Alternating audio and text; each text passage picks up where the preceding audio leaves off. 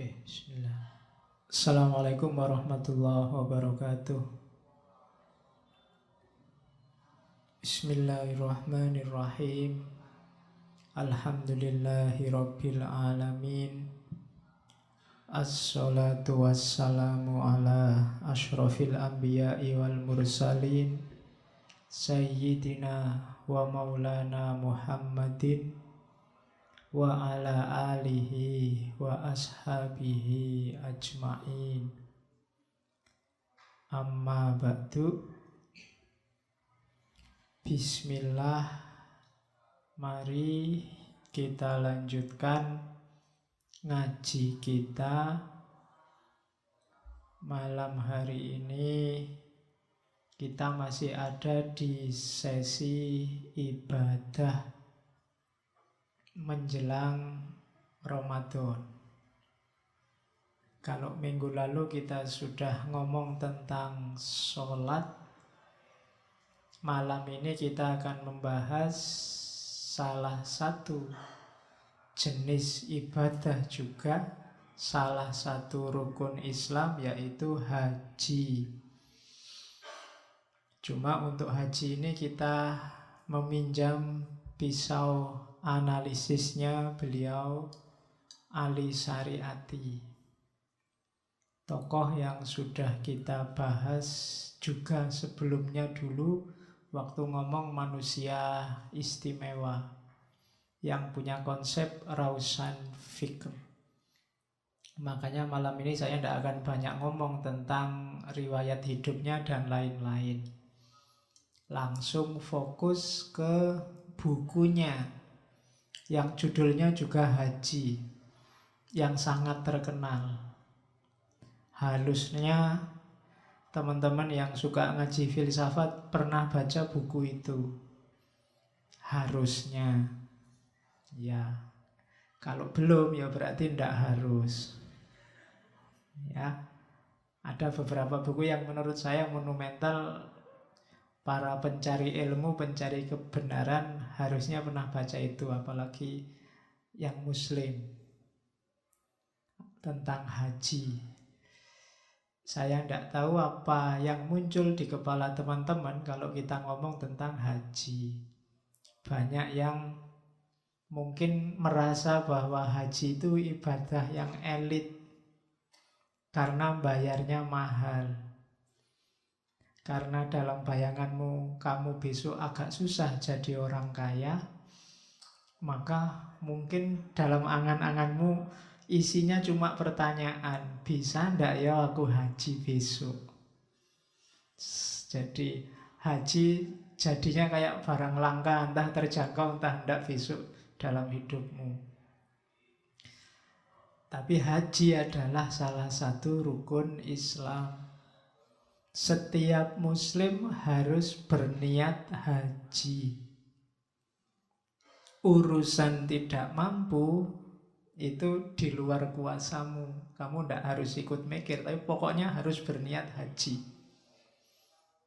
Tidak usah mikir besok kamu kaya apa enggak. Tidak usah mikir apakah bisa saya haji. Atau kan banyak orang cerita-cerita, ada ulama mau naik haji nggak jadi karena tetangganya miskin. Terus hartanya dikasihkan ke tetangganya yang miskin, dia nggak jadi naik haji misalnya. Ya itu di antara cerita yang beredar. Tapi yang jelas haji itu wajib, salah satu rukun Islam. Banyak orang sinis pada para haji, apalagi yang bolak-balik haji. Kamu nganggapnya bolak-balik haji itu ndak afdol. Haji itu cukup sekali. Hartanya yang lain dipakailah buat infak sedekah untuk umat Islam yang lain. Setahu saya orang-orang yang bolak-balik haji itu juga kaya raya. Dan pasti mereka sudah infak, sudah sedekah. Nah, sisanya juga dipakai haji lagi oleh mereka. Karena mereka memang sudah kaya. Yang susah itu yang tadi sinis, yang tadi nyinyir, sedekah juga ndak, naik haji juga ndak. Isone cuma ngeritik. Oke, karena hari-hari ini kacamata kita kan kacamata burem, sukanya suudzon. sama orang lain. Makanya hendaklah, kalau memang Allah mengizinkan, sangat mungkin kita bisa bolak-balik naik haji. Apa susahnya sih bagi Allah? Meskipun tidak haji besar, mungkin cuma umroh. Sopo ngerti tiba-tiba kamu nemu kopernya konglomerat, terus kamu kembaliin, terus kamu dihajiin misalnya. Loh, sopo yang ngerti wong? Narasi hidup itu kan bukan kita yang nyetir, tapi Allah. Yang jelas kita wajib berniat haji, karena itu salah satu rukun Islam. Ada lagi yang sinis. Saya banyak sering baca orang sinis dengan gelar haji. Haji masa ditulis, bikin riak aja. Kalau haji ditulis, ditulis juga syahadat, sholat, zakat, puasa. Kan ada yang bilang begitu. Yo logikanya sih masuk akal. Tapi seandainya ada yang mau, yo nggak cuma H, mungkin ditulis SSPZ misalnya, sholat, syahadat, puasa, zakat, haji. Ya. Kalau mau ya ditulis saja. Wong itu konvensi sosial, termasuk haji. Nah, enaknya gimana? Ditulis apa enggak ditulis? Enaknya enggak usah dibahas. Iya, baik yang bahas apakah haji itu harus ditinggalkan saja, atau yang bahas harusnya haji itu enggak harus ditulis gelarnya, itu sama-sama bahas gelar. Sama-sama bahas sesuatu yang dianggap tidak penting. Haji kan enggak penting toh ditulis. Karena tidak penting, tidak usah dibahas. Kalau ada orang ribut tentang gelar haji, berarti dia juga masih nganggep gelar itu penting. Tidak usah dibahas. Ada sufi yang bilang begini, kalau ada orang ibadah dan secara sengaja ingin riya, itu sebenarnya bukan riya, tapi musyrik. Tapi kalau ada orang ibadah kemudian mati-matian disembunyikan biar orang tidak tahu, itulah riya. Susah ya mencernanya.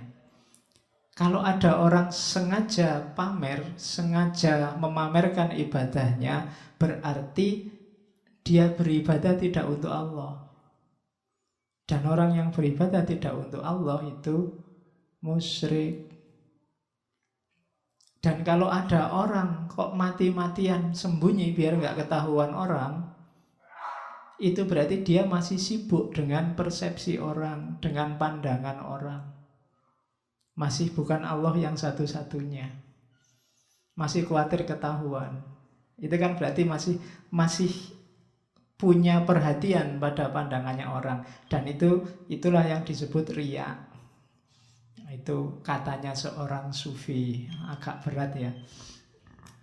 Kamu bingung, kamu kan sering misalnya, wah ini ada teman kos ini maunya sholat tahajud nanti kalau ketahuan dia aku tahajud, nanti dianggap pamer. Terus kamu sembunyi-sembunyi.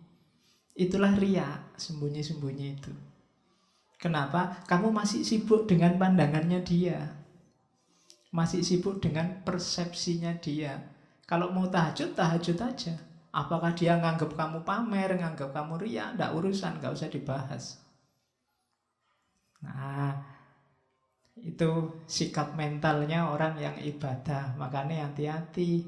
Ya kayak gelar haji tadi, mereka yang sibuk juga mengkritik agar gelarnya nggak dipakai, itu juga sebenarnya sibuk dengan gelar. Makanya saya belajar begitu, nggak sibuk dengan gelar. Saya belajar apapun orang manggil saya biar aja lah.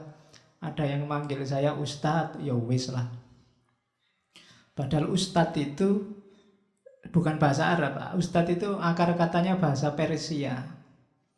Artinya memang guru. Cuma dalam sejarahnya akar katanya dari istad. Istad itu guru privat yang memprivat dari rumah ke rumah. Cuma ada cirinya. Biasanya orang yang privat dari rumah ke rumah itu harus dikebiri, karena khawatir memangsa yang ada di rumah. Jadi ada narasi bahwa di antara cirinya ustadz atau istad versi bahasa Persia itu orangnya dikebiri dulu. Jadi kalau kamu manggil aku Ustadz, jangan-jangan kamu punya ambisi begitu.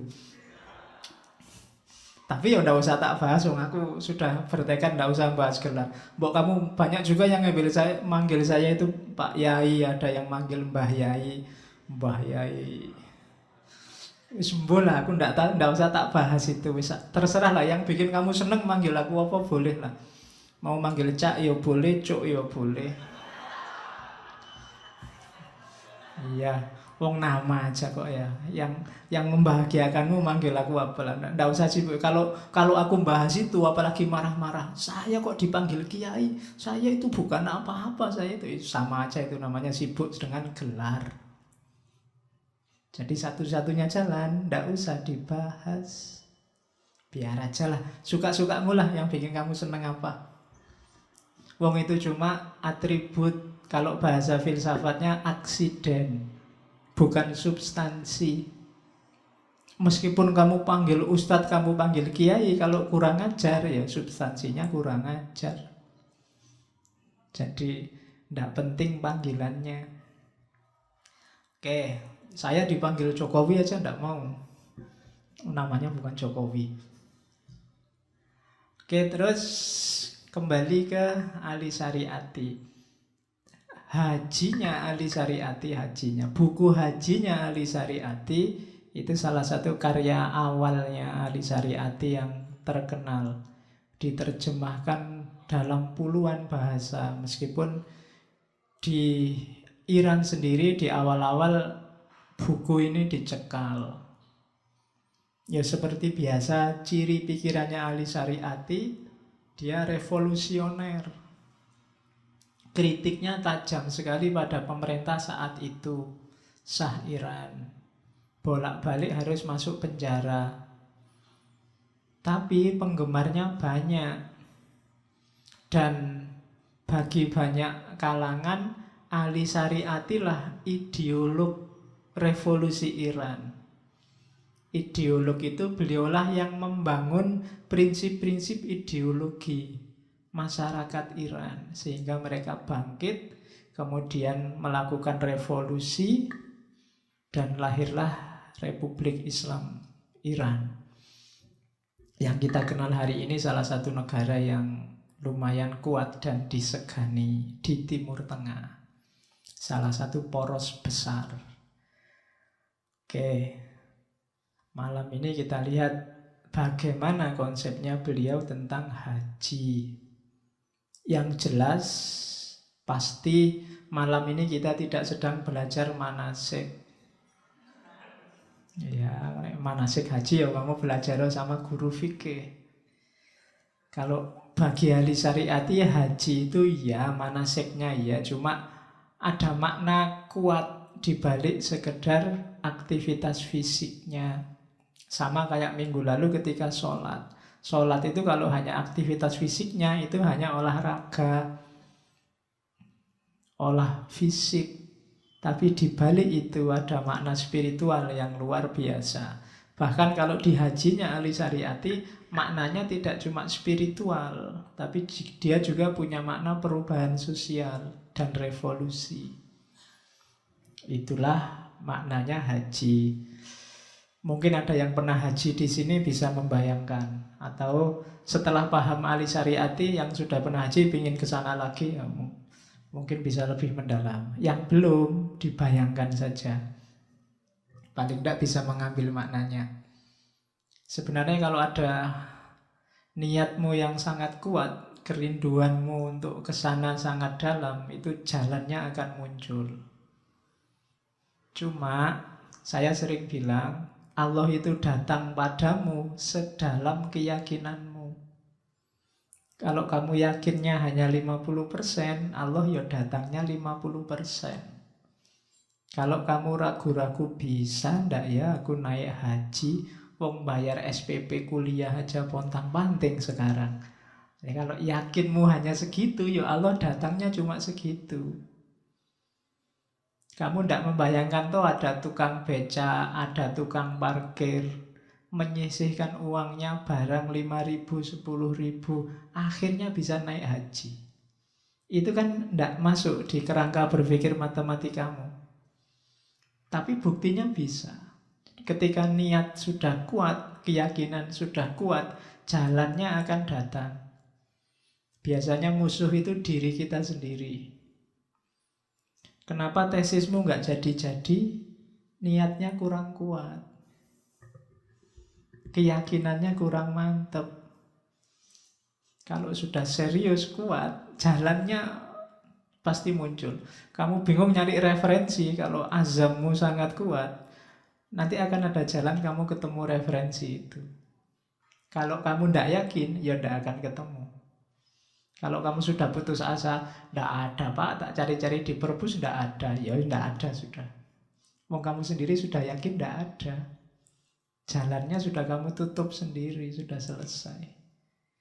Oke, haji juga begitu. Kalau kamu pesimis bisa berangkat ke sana, ya enggak. Kalau kamu hari ini sudah punya ideologi, Pak, eman-eman duitnya lebih baik buat fakir miskin sekeliling saya, ya itu yang akan terjadi. Padahal apa susahnya sih kamu juga bercita-cita naik haji, juga memberdayakan masyarakat. Bagi Allah tidak ada susahnya. Tapi karena keyakinanmu cuma separuh, ya hasilnya separuh. Oke, ini cara berpikir religius. Tidak bisa pakai matematika. Kalau pakai matematika mungkin masa depanmu gelap. Kuliah di UIN, fakultasnya Usuluddin, kemudian jurusan filsafat, kemudian mau jadi apa besok, kan gitu. Gelap kan? Kalau kamu tidak yakin, gelap. Wong kalau kamu buka koran, buka lowongan pekerjaan itu kamu tidak akan nemu ada dicari seorang filosof, itu tidak akan ketemu. Ya, susah, yang mau nyari bayarinya susah. Oke, kita ke sini sekarang, kita lihat bagaimana Ali Syariati memaknai haji secara revolusioner. Saya dulu ke sana tahun 2012. Cuma saya merasa lebih paham hari ini, meskipun dulu sebelum haji juga baca-baca Ali Syariati. Tapi lebih paham hari ini. Seandainya kembali lagi, mau ada sesuatu yang saya perdalam sesuai konsepnya Ali Syariati. Cuma dulu masih agak maju mundur, khawatir salah manaseknya, sehingga yang batinnya tidak terlalu tertangkap. Oke, bagi Ali Syariati, haji itu drama ketuhanan. Apa ya bahasanya? Semacam teater spiritual. Jadi ini kalau pendidikan itu apa ya? Kalau di tarbiyah mungkin ada namanya micro teaching. Pendidikan yang paling gampang itu ngajar sekalian aja. Dan cara belajar yang paling efektif itu tidak dibaca atau diceramai, tapi dipraktekkan. Nah, haji itu cara belajar hidup sebagai manusia, sebagai Adam. Di situ terkandung falsafah penciptaan manusia, falsafah penciptaan Adam. Jadi di haji ini direkonstruksi dari mana kita berasal dan nanti mau menuju kemana. Itu haji. Jadi itu bahasanya Syariati, drama ketuhanan. Ya, kemudian tak terjemahkan ya semacam teater spiritual. Sutradaranya Allah sendiri. Pemeran utamanya kita. Setiap kita yang ke sana adalah pemeran utama. Nanti dapat piala citra apa enggak tergantung caramu melakukan ibadah haji. Kelasnya Citra atau kelasnya Oscar apa-apa tergantung caramu mengikuti skenarionya. Kemudian kita jadi pemeran utama, antagonisnya setan. Setan jadi peran. Nanti kan ada adegan ketika setan kita lempari pakai batu. Namanya jumroh, jamarot. Kemudian alur ceritanya, ini adegan apa sih? Kisah apa sih? Ada 3 jalan cerita. Yang pertama jalan ceritanya Adam, yang kedua jalan ceritanya Ibrahim, Dan yang ketiga jalan ceritanya Hajar. Mungkin membacanya lebih Hajar. Cuma kalau di Indonesia Hajar itu kan kurang mantep, lebih mantep Hajar. Jadi istrinya Ibrahim.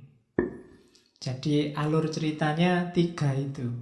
Ceritanya Adam ketika mengawali kisahnya sebagai manusia di muka bumi, kisahnya Ibrahim, dan kisahnya Hajar.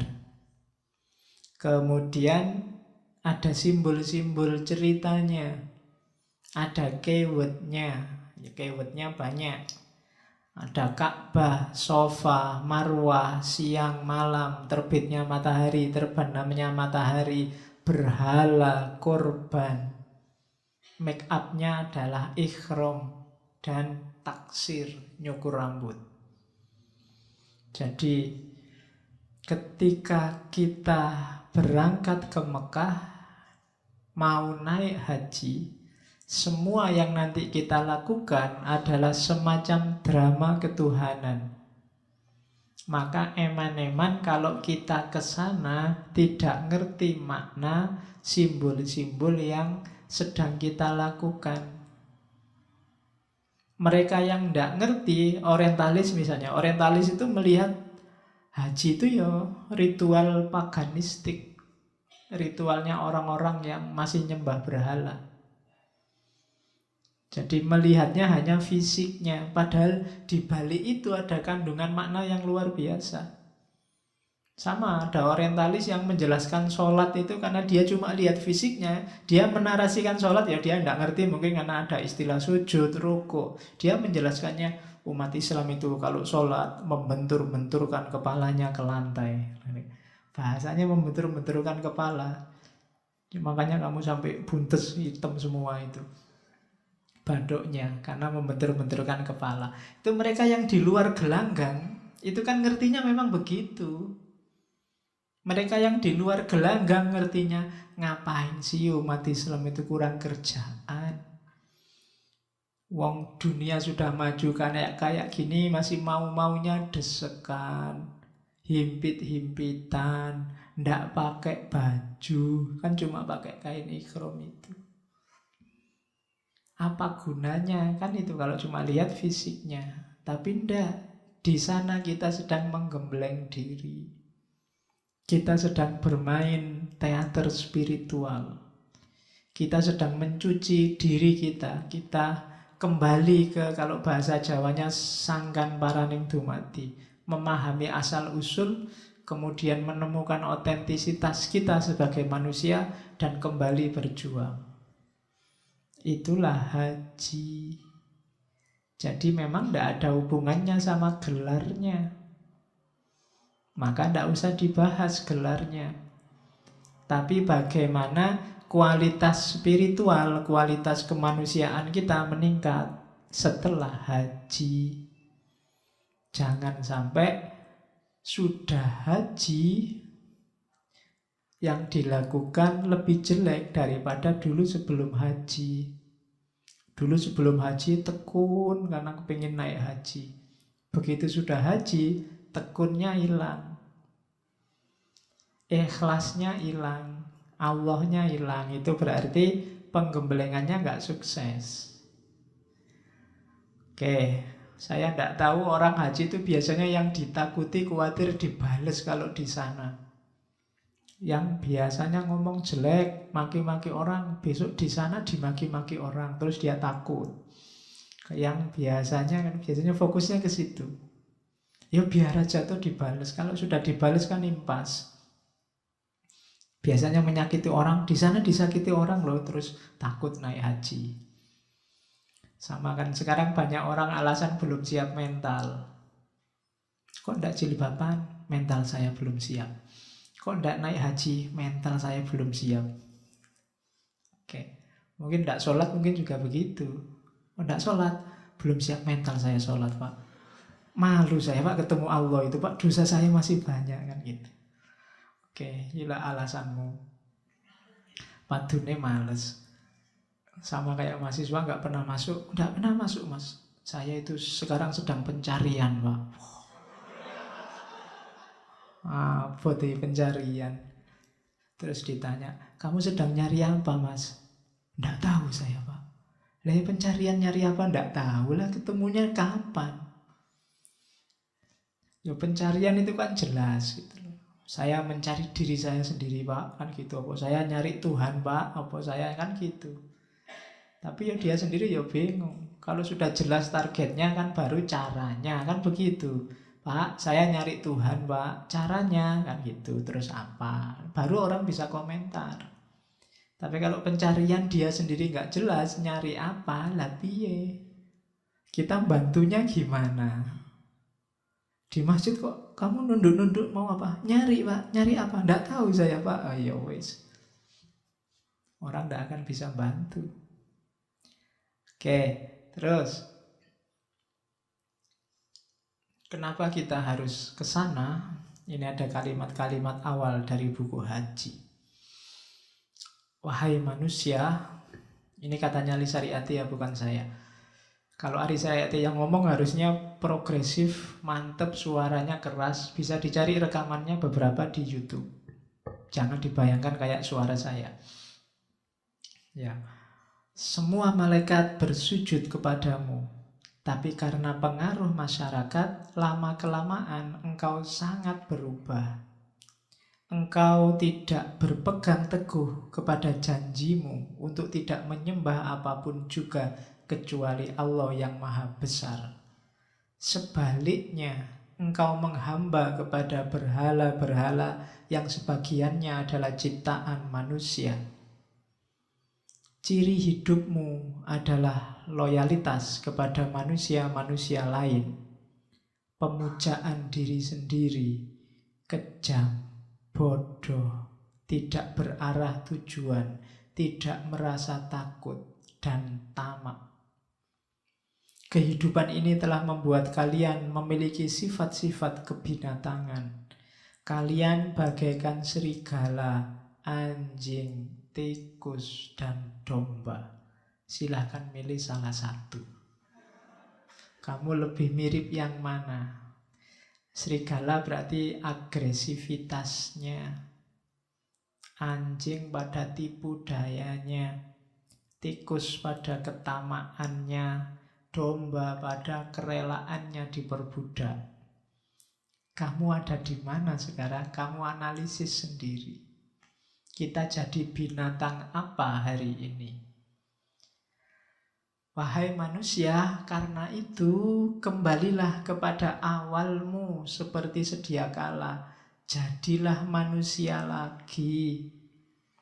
Caranya antara lain tunaikanlah ibadah haji dan jumpailah sahabat terbaikmu yang telah menciptakan engkau sebagai yang sebaik-baiknya di antara semua makhluk. Dia sedang menantikan kedatanganmu. Tinggalkanlah istana-istana kebesaran, gudang-gudang kekayaan, dan kuil-kuil yang menyesatkan. Lepaskanlah dirimu dari kawanan binatang yang digembalakan oleh serigala. Ikutilah rombongan mi'at menuju rumah Allah atau rumah umat manusia. Jadi ayo kita kembali ke asal. Caranya kita ke rumahnya, sahabat terbaik kita, yang pasti cinta, pasti sayang pada kita, tidak mungkin benci. Dan beliau sudah nunggu lama untuk kita datang. Makanya orang haji itu kalimat yang paling sering dibaca adalah labbaik Allahumma labbaik. Itu kan baik ya Allah, aku penuhi panggilanmu. Allah sudah manggil-manggil sejak lama. Cuma kita masih nunggu, kita banyak alasan. Alasan masih muda lah, alasan gak punya uang lah, alasan masa depan suram lah, alasan masih jomblo lah, besok kalau sama istri aja lebih enak. Alasannya banyak. Padahal Allah sudah nunggu-nunggu. Sudah hai bolak-balik, sudah hello bolak-balik. Di Al-Quran banyak ayat yang bunyinya ya ayyuhalladzina amanu, ya ayyuhan nas. Itu kan bolak-balik Allah sudah menyapa kita. Cuma kita masih asik jadi binatang. Kita menikmati jadi serigala, kita menikmati jadi anjing, kita menikmati jadi tikus, jadi domba. Makanya kata Ari Syariati, yuk berangkat sekarang. Kita penuhi panggilannya dengan ibadah haji. Bagi yang tidak mampu ya pastinya memenuhi panggilan itu antara lain sholat. Paling tidak kita bisa ketemu Allah sehari 5 kali. Makanya kalau sholat ya bayangkan sedang ngadep yang maha. Ngadep yang maha itu kan mestinya harus melebihi ngadep yang di bawahnya. Ngadep dosen aja kan kita nggak berani pakaian sembarangan, harus pakai sepatu, pakai ketuk pintu dulu, senyum dulu, nggak berani meleng kiri meleng kanan, fokus, ngomong aja nunduk. Itu ketemu manusia. Harusnya ketemu Allah melebihi itu. Kadang-kadang kan kamu santai cuma pakai sarung, kadang pakai kaos yang robek-robek, kadang pakai ya. Pernah tak ceritain saya sholat di belakang anak muda pakai kaos dagadu. Tulisannya dagadu tapi diterjemahkan sendiri pakai spidol di bawahnya, matamu. Jadi kita yang sholat di belakangnya begitu ke depan langsung misuh kan, matamu. Ya, jadi ngajari belakangnya misuh. Jadi betapa tidak seriusnya kita ketika ketemu Allah. Eman-eman loh. Padahal dia yang maha segalanya. Kamu minta apa aja pasti dikasih. Tapi kita agak sok. Kita jarang minta. Berdoa juga apalan kan kadang doa panjang kalau dibaca lama-lama jadi pendek. Kamu doa juga tidak ngerti minta apa, doanya apalan. Jadi kita tidak akrab sama Allah. Padahal Allah sangat ingin diakrabi. Antara lain via haji ini. Kita lihat. Oke, mulai ya. Berarti ya, sekarang saya penuhi panggilanmu ya Allah. Ayo kita berangkat ke sana. Imajiner juga tidak apa-apa malam ini. Pertama, sekarang sebelum berangkat ke sana, apa-apa harus diawali dengan niat. Besok kalau kamu mau berangkat haji, entah tahun berapa, boleh kamu putar lagi rekamannya ngaji filsafat ini. Manasiknya sama kiai-kiaimu. Nanti mentalnya, simbol-simbol rohaninya haji belajar sama Ali Syariati. Yang pertama, sebelum berangkat haji, ayo kita membereskan niat. Sebelum berangkat haji kita harus menggugat dulu niat, perangkat dan perilaku jiwa kita. Sudah benarkah niat kita? Halalkah uang yang kita gunakan untuk membiayai keberangkatan kita? Hasil korupsi, hasil markup, apa murni hasil jerih payah kita sendiri? Jiwa mana yang akan kita bawa? Jiwa serigala, jiwa anjing, jiwa tikus?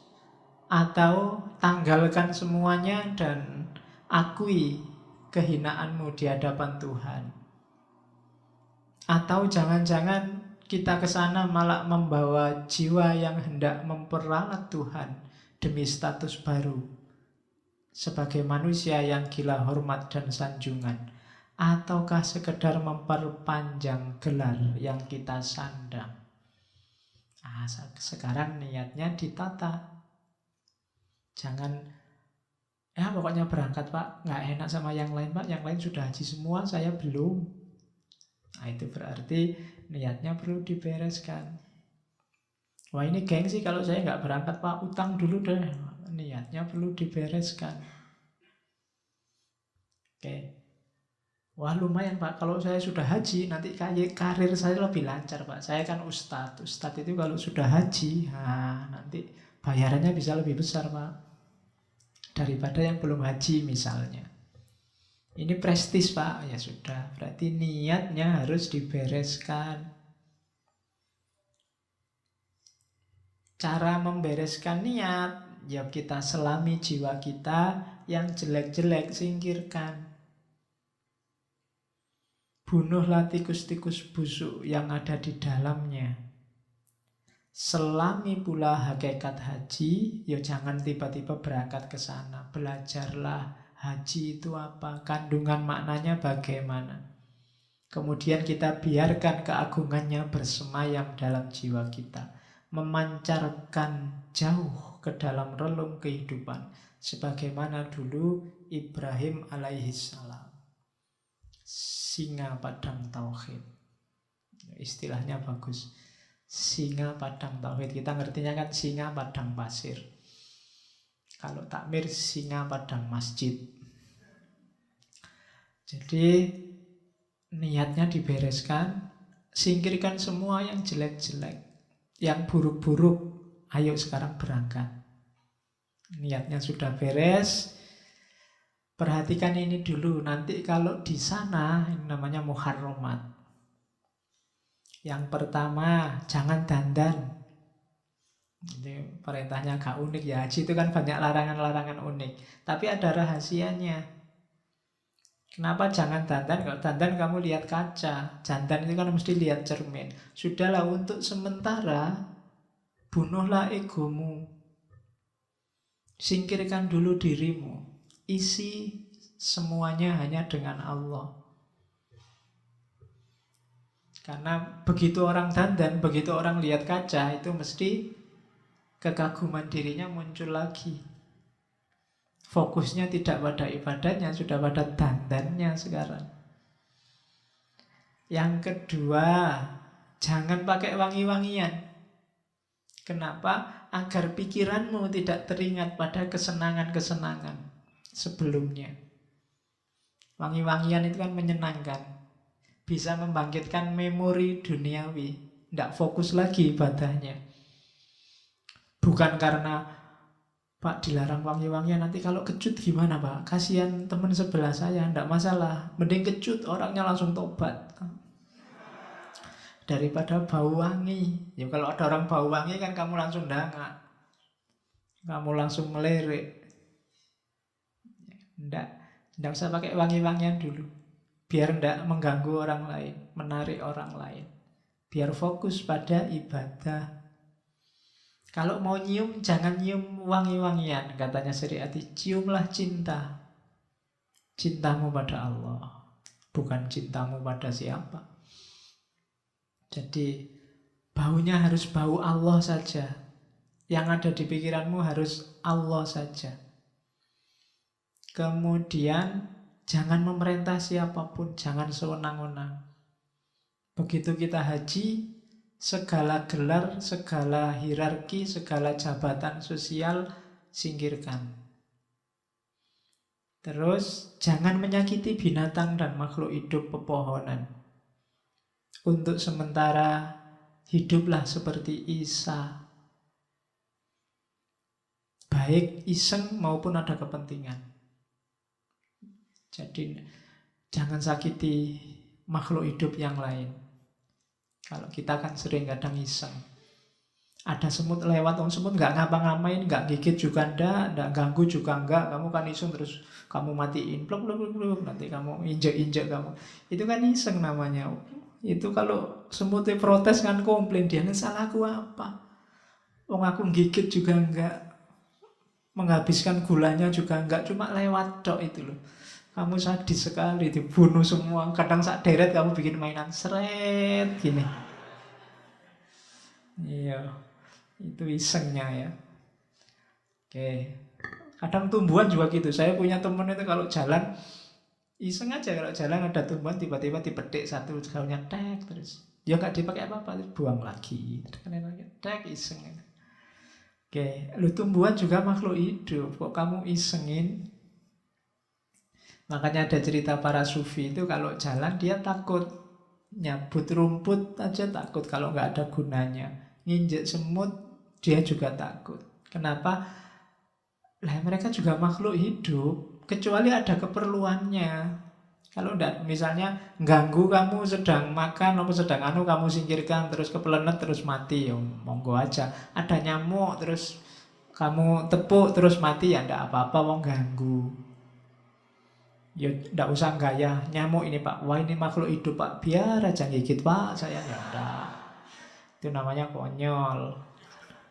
Jadi ya kadang-kadang kan aneh-aneh orang mikir itu. Oke, jadi untuk sementara jadilah seperti Isa, penyayang, jangan ganas.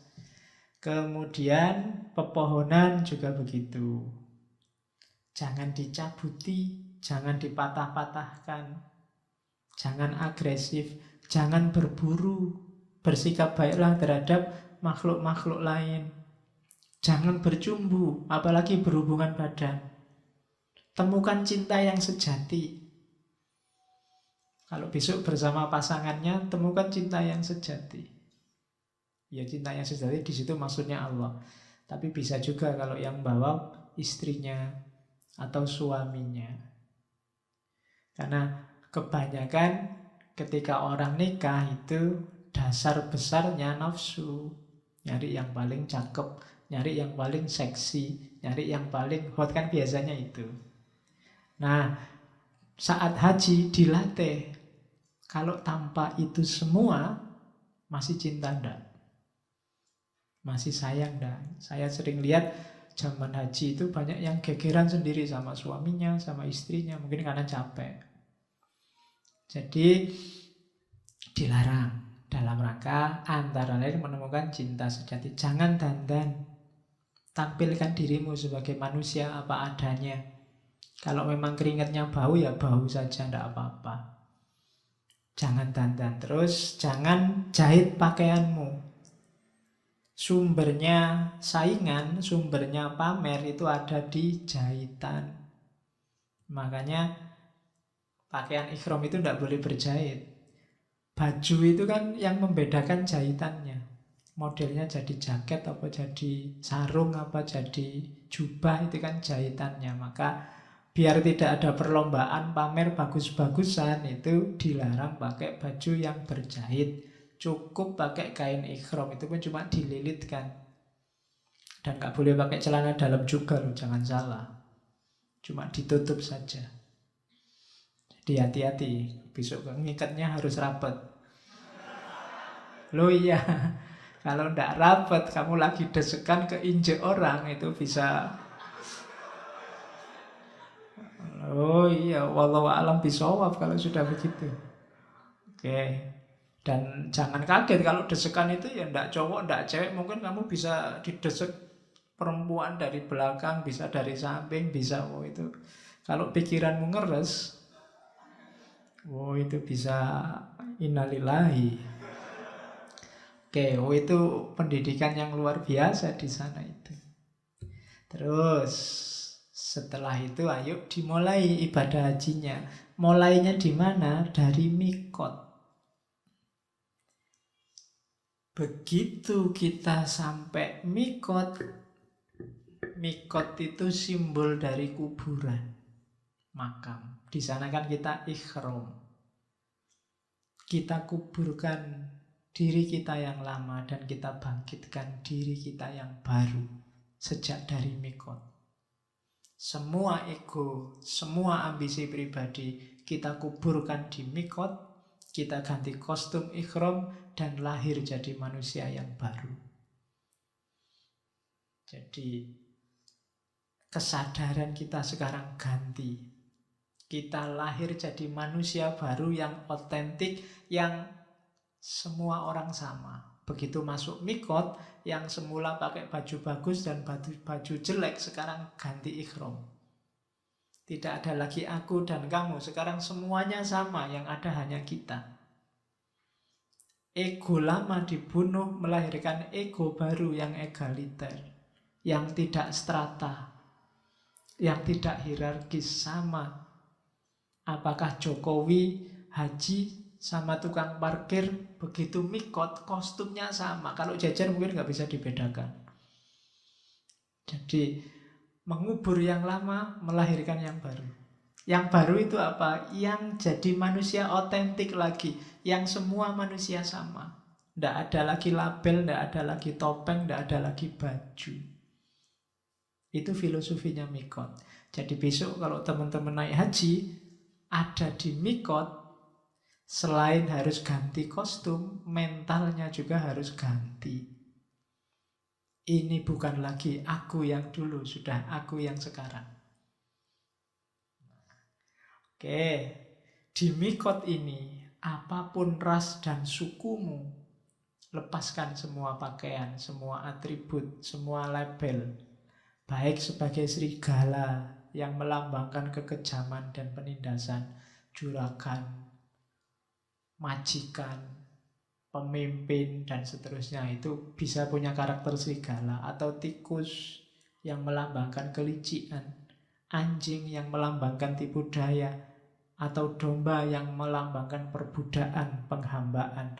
Tanggalkan semua itu di mikot dan jadilah manusia yang sejati, yang tidak binatang lagi. Jadi itu mikot.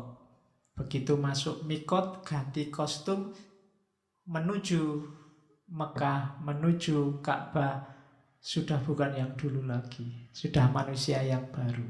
Nah, itu mikot. Setelah mikot, di sana kita ikhram. Ya tadi, mengganti baju lama dengan baju baru. Kain ikhram itu simbol kematian. Bentuknya kan mirip kain kafan.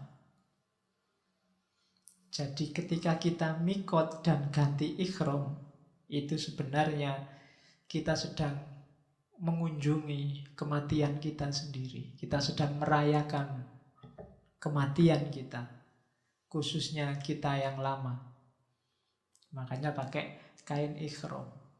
Simbol bahwa kita yang lama sudah mati dan dikuburkan, dan sekarang lahir kita yang baru.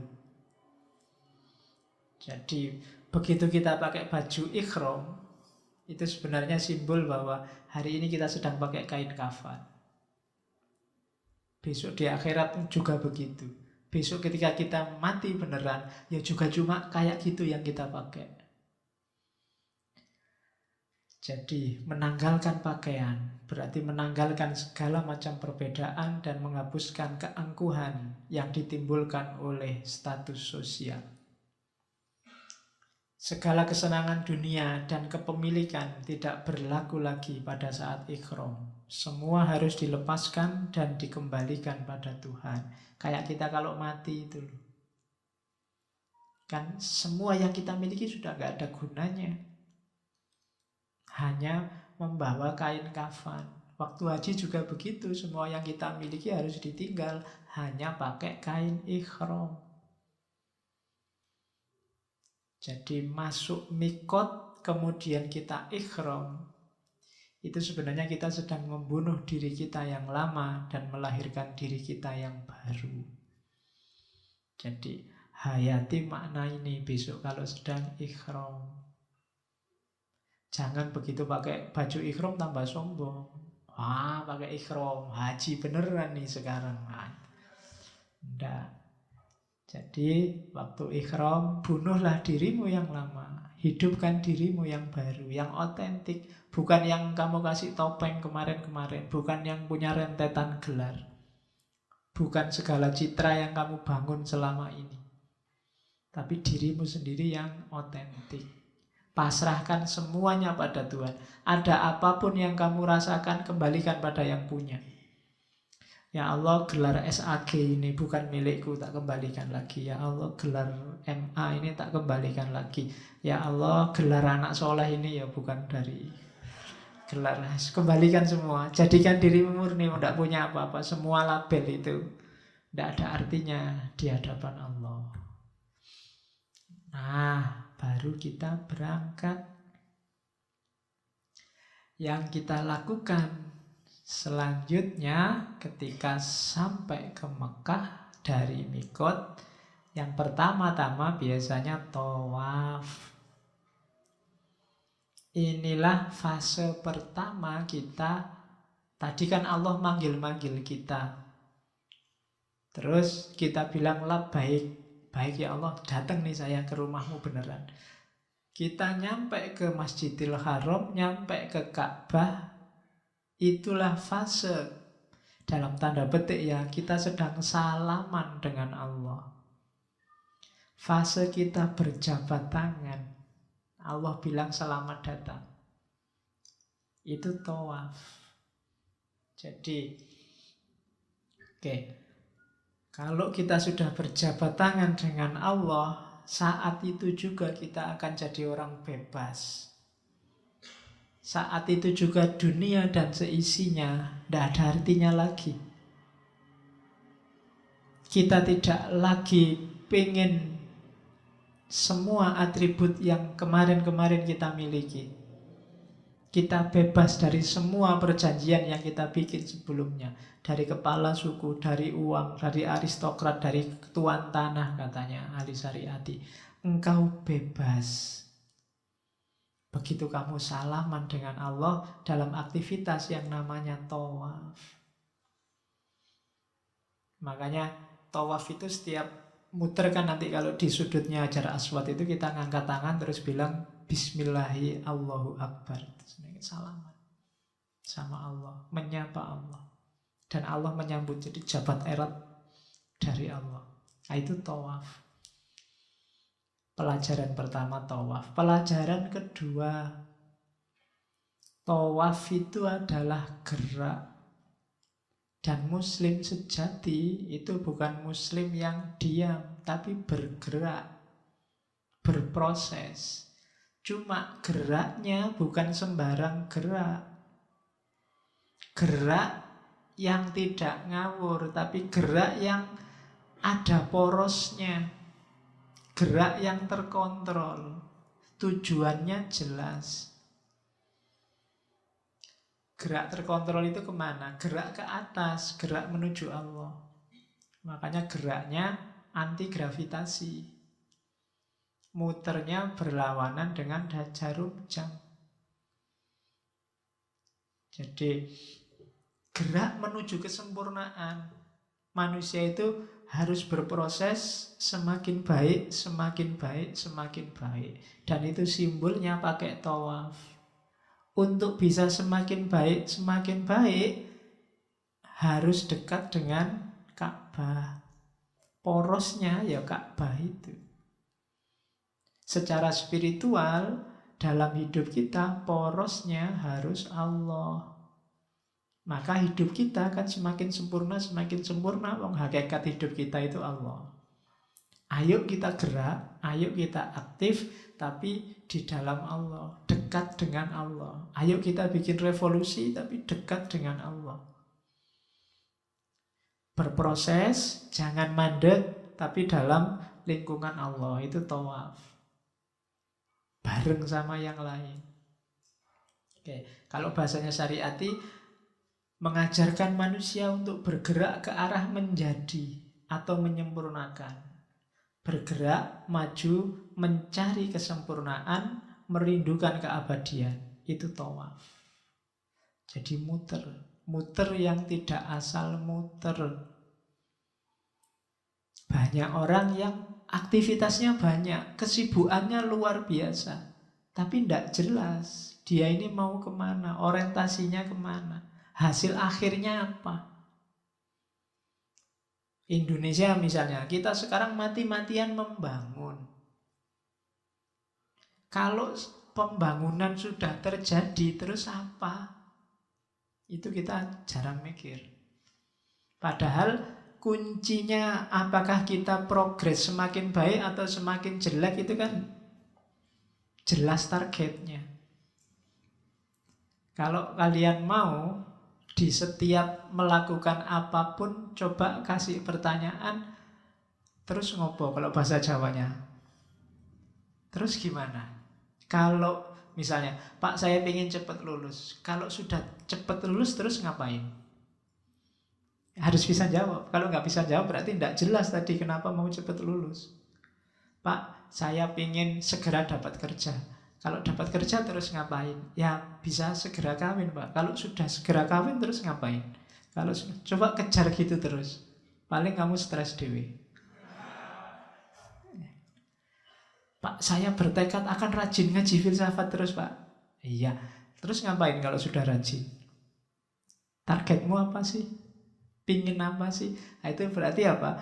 Tujuannya jelas. Kalau tujuannya jelas, kelihatan nanti progres apa enggak progres. Kalau tujuanmu enggak jelas, jangan-jangan kamu merasa jalannya maju tapi sebenarnya mundur. Dan kamu enggak sadar. Dari Orde Baru ke Orde Reformasi itu kan perkembangan jelas, perubahan jelas, tapi maju apa mundur kan gelap. Enggak jelas, ini maju apa mundur. Buktinya ketika ada stiker piye enak zamanku toh itu, kamu ya merasa cocok-cocok aja. Jangan-jangan berarti kita ini jalannya nggak maju tapi mundur.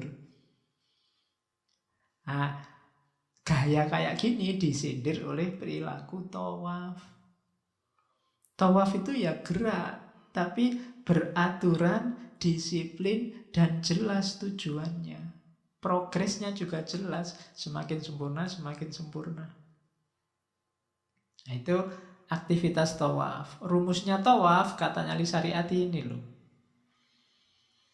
Untuk jelas target, untuk kelihatan progres apa enggak, semakin baik apa enggak, ada faktor ketidakberubahan, ada faktor gerakan, ada faktor kedisiplinan.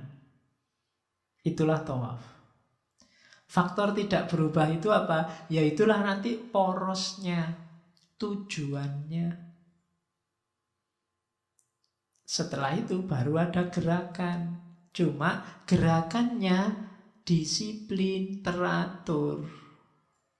Tidak acak, tidak insidental, tapi jelas, Pak, saya besok mau jadi ini loh, Pak. Makanya saya melakukan ini, sama ini, sama ini. Dan saya lakukan kontinu ini, Pak. Itu namanya disiplin. Ada gerakannya, jelas targetnya.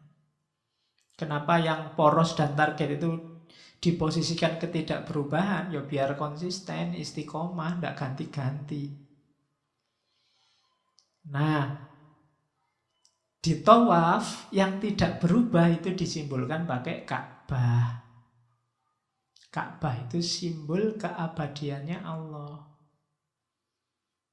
Jadi kalau kita ingin hidup ini berproses semakin baik, ya awal dan akhirnya harus Allah. Itu sudah jelas. Semakin kita dekat dengan Allah berarti kita ada progres semakin baik. Semakin jauh berarti ya kita semakin jauh dari Allah, berarti kita mundur.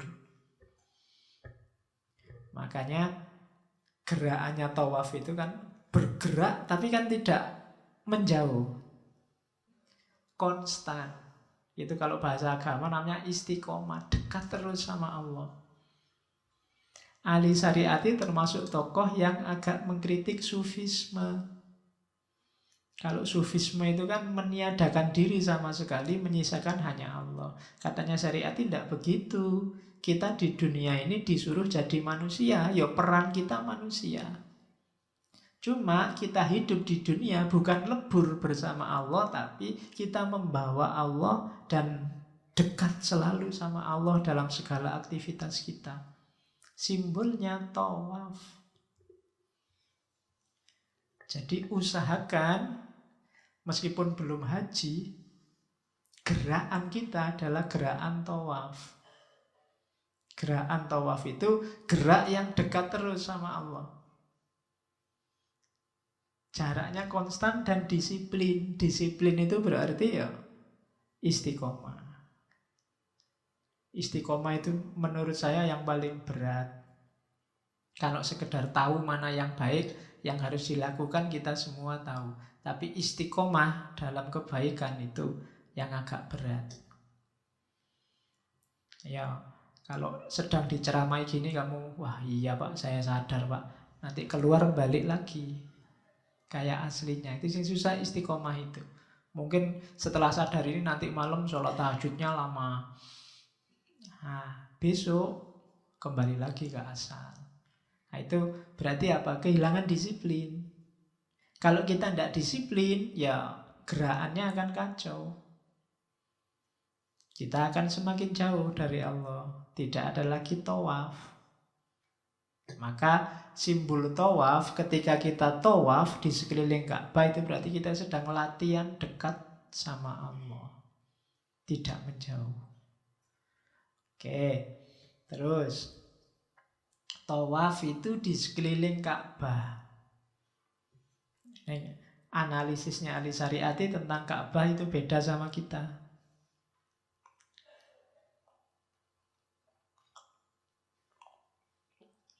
Ka'bah itu kan kiblat kita semua. Kalau ada yang tanya Ka'bah itu sebenarnya ngadep kemana sih? Kamu akan bingung. Karena Ka'bah itu tidak ngadep kemana-mana, sekaligus ngadep kemana-mana. Katanya Ali Syariati. Kamu anggap ngadep ke utara ya bisa, ngadep ke selatan ya bisa, ngadep kemanapun bisa. Ya kayak masjid ini loh. Masjid itu ngadep ke kiblat atau ngadep ke timur? Ngadep itu kan biasanya pintunya. Atau ngadep ke selatan, apa ngadep ke utara kalau manut pintunya. Tapi kalau manut imamannya itu harusnya dia ngadep ke sana. Atau ngadep ke Allah. Kiblat. Masjid itu ngadepnya ke Allah, Pak. Kemana-mana juga bisa. Kayak Ka'bah. Ka'bah itu kan Ali Syariati melihatnya begitu. Dia ngadep kemana-mana sekaligus tidak kemana-mana. Depannya masjid itu yang mana sih? Sana apa sana? Kan kamu bingung. Nah itu sebenarnya simbolisme keberadaan Allah. Cuma simbol.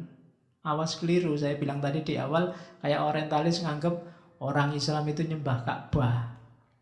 Katanya siapa? Jadi Ka'bah itu cuma simbol. Memahaminya juga harus simbolik. Jangan terjebak pada bungkusnya. Tidak usah mati-matian rebutan kiswahnya Ka'bah. Bukan itu yang diinginkan dari Ka'bah. Wong itu bungkusnya dibikin kok.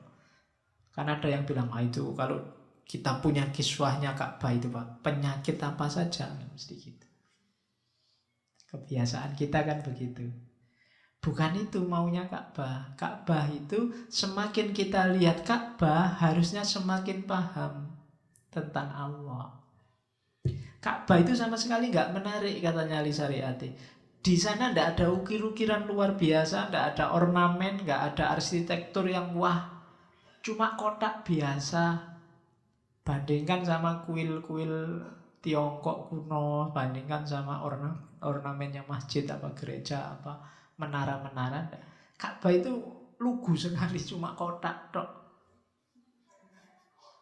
Ya kan cuma kotak, ndak ornamen apa-apanya ndak ada.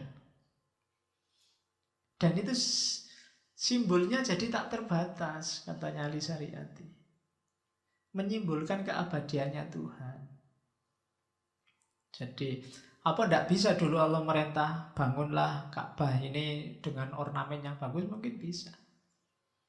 Apalagi katanya Ka'bah itu sudah 10 kali dipugar. Beberapa kali roboh, jangan salah. Ka'bah itu tidak sejak zaman Nabi Adam apa Nabi Ibrahim dulu begitu, enggak. Beberapa kali roboh dibangun lagi. Ada cerita waktu khalifahnya Yazid, dia kan ngejar-ngejar Abdullah bin Zubair itu, putranya Zubair bin Awam, karena nggak mau baiat. Dan Abdullah bin Zubair ini sembunyi di dalam Ka'bah. Akhirnya Ka'bah digempur oleh Yazid, dilempari pakai namanya manzanik. Manzanik itu ketapel besar yang isinya batu itu tadi. Ka'bahnya sampai ambruk. Tapi terus dibangun lagi. Pernah juga kena banjir, ambruk, dibangun lagi. Nggak masalah, wong itu cuma simbol kok. Jadi kita tidak nyembah Ka'bah. Ka'bah roboh ya dibangun lagi. Tidak masalah. Yang tidak bisa disekutukan kan Allahnya. Yang tidak bisa digantikan Allahnya. Jadi Ka'bah itu kosong. Tidak ada isinya apa-apa. Jangan dibayangkan di dalamnya ada harta karun, ada jimatnya apa ada. Tidak ada. Ya kosong aja. Kosong itu kan menunjukkan makna yang tak terbatas. Jangan salah, kosong tidak berarti tidak ada. Kosong itu berarti di situ ada jutaan makna yang bisa kita bikin.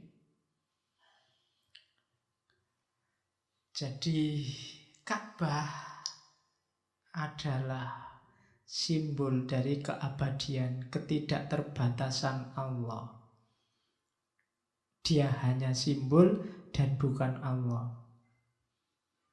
Meskipun dia bukan Allah, tapi dia simbolnya Allah.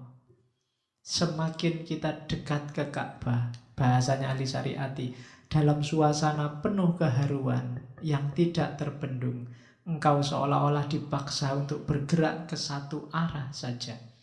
Engkau tidak bisa mundur. Dunia ini bagaikan sebuah jantung yang berdenyut-denyut. Kemanapun engkau memandang, yang engkau saksikan hanya Allah. Jadi kalau sudah nanti sampai di Mekah, kamu mulai masuk Masjidil Haram, tidak mungkin kamu, nanti aja lihat Ka'bahnya, menikmati Masjidil Haram dulu. Tidak bakalan orang begitu. Mesti semuanya ingin segera melihat Ka'bah. Ya besok kamu mengalami sendiri pasti. Cuma semangat kayak gini tidak dibawa pulang ternyata. Itu kan semangat pingin segera ketemu Allah, pingin segera melihat Ka'bah. Itu waktu pulang ke sini kebanyakan sudah hilang. Begitu ada adzan, tidak pingin segera ketemu Allah. Lihat masjid malah ala masjid. Tidak ada kerinduan lagi. Itu berarti hajinya gagal. Jadi Ka'bah itu pasti penuh daya. Tidak ada orang yang setelah haji apa setelah umroh terus kapok. Dah aku tidak akan ke sana lagi. Tidak ada. Sesumpek apapun dia di sana, pasti ingin balik lagi. Kenapa? Karena di sana dia hidupnya otentik sebagai manusia dan sangat dekat dengan Allah. Sementara ketika dia kembali mulai pelan-pelan jauh lagi. Itu yang banyak dikeluhkan orang. Makanya orang pingin bolak-balik ke sana. Cuma kalau tidak bisa menangkap esensinya kayak di Hamzah Fansuri kemarin, jalan satu-satunya apa? Bawa pulang Ka'bah itu. Masukkan dalam hatimu. Maka kerinduanmu akan terobati selalu. Kalau enggak, ya kamu gelisah terus, pengen ke Mekah bolak-balik, tapi kelakuannya pancet. Tidak ada yang berubah dalam hidupnya. Oke, jadi itu tawaf dan Ka'bah. Setelah adegan tawaf, biasanya terus kita disuruh sholat. Sholatnya di Makom Ibrahim. Makom itu artinya tempat berdirinya Ibrahim. Nanti ada wadahnya khusus, Makom Ibrahim itu. Biasanya orang disuruh sholat di belakang itu setelah selesai tawaf. Di dalamnya katanya ada bekas telapak kakinya Nabi Ibrahim waktu beliau membangun Ka'bah. Nah, simbolismenya apa Makom Ibrahim itu? Bukan kuburannya Nabi Ibrahim ya. Jadi di Makom Ibrahim tadi kan drama spiritual, drama ketuhanan. Di sana kita harus main sekarang castingnya jadi Ibrahim. Apa yang harus kita mainkan sebagai Ibrahim? Ingat-ingatlah untuk menghidupkan lagi skenario Ibrahim dalam hidup kita. Skenarionya Ibrahim itu apa? Ingatlah ketika Ibrahim menghancurkan berhala, perang melawan Namrud, terjun ke dalam kobaran api, berjuang melawan iblis, mengorbankan Ismail, hijrah, terlunta-lunta, kesepian, dan menanggung siksaan. Nah, ini fase kehidupan Ibrahim yang harus kita hidupkan lagi dalam kehidupan kita. Kita harus siap perang melawan berhala yang kita bikin sendiri. Hidup kita kan penuh berhala. Kemudian kita harus siap perang melawan Namrud. Kita harus sanggup kalau harus masuk ke dalam kobaran api. Bahkan mengorbankan yang paling kita sayangi, Ismail. Terlunta-lunta di padang pasir dan seterusnya. Kalau kita sanggup dan siap menjalani fase hidup sebagaimana Ibrahim, berarti kita sukses memahami maknanya makom Ibrahim. Tidak perlu takut-takut lagi untuk hidup susah demi Allah. Ibrahim kan menghancurkan berhala. Berhala kita tidak kayak berhalanya Ibrahim. Kalau zaman Ibrahim berhalanya jelas, wujudnya patung-patung.